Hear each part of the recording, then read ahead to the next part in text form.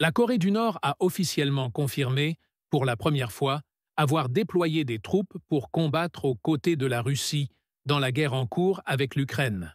Le déploiement, ordonné par le dirigeant nord-coréen Kim Jong-un, a été salué par le régime comme une contribution significative à la libération du territoire russe occupé par l'Ukraine. Dans une déclaration publiée par l'agence de presse officielle de la Corée du Nord, KCNA, le gouvernement a décrit cette action comme une démonstration du plus haut niveau stratégique de l'amitié militante ferme entre la Corée du Nord et la Russie. Le rapport souligne que la libération réussie de la région de Koursk, en Russie, constitue une réalisation clé dans la bataille en cours et met en avant l'unité entre les deux nations.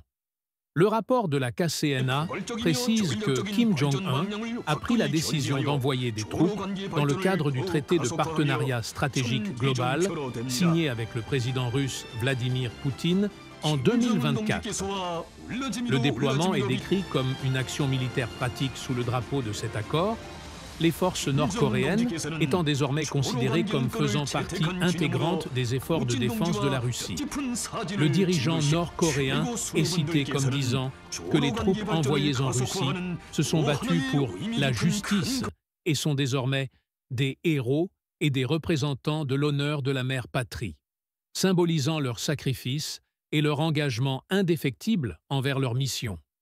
Des images de drones publiées par les forces spéciales ukrainiennes ont montré ce qu'elles affirment être des soldats nord-coréens sur le sol russe. Les images capturent apparemment des individus qui semblent faire partie du contingent nord-coréen, bien que leur présence n'ait été que spéculée jusqu'à présent. Les responsables ukrainiens estiment que la Corée du Nord a envoyé environ 14 000 soldats, dont 3 000 renforts envoyés pour remplacer les pertes subies lors du conflit. Les soldats, manquant d'équipements de combat modernes tels que des véhicules blindés et des drones, ont subi de lourdes pertes, mais se sont rapidement adaptés au champ de bataille. La confirmation de l'implication de la Corée du Nord dans la guerre avec la Russie marque une escalade dans les dynamiques internationales déjà complexes autour du conflit. Alors que l'enquête sur l'étendue complète de l'implication nord-coréenne se poursuit, il reste à voir comment cette nouvelle alliance influencera l'ensemble du paysage stratégique en Europe de l'Est.